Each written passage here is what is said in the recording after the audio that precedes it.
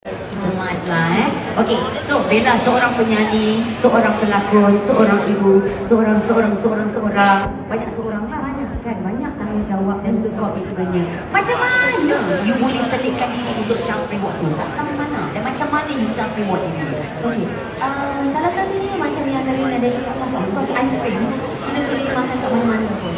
And macam Bella ada anak-anak, Bella sendiri tak melarang, jadi kita masih biasa spend masa bersama-sama.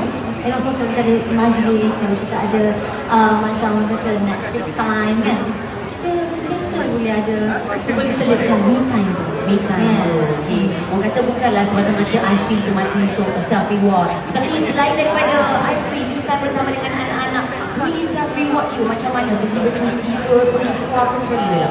Sebab kita nak tahu juga Bella ni busy, tapi dia macam self reward selain ice cream massage lah.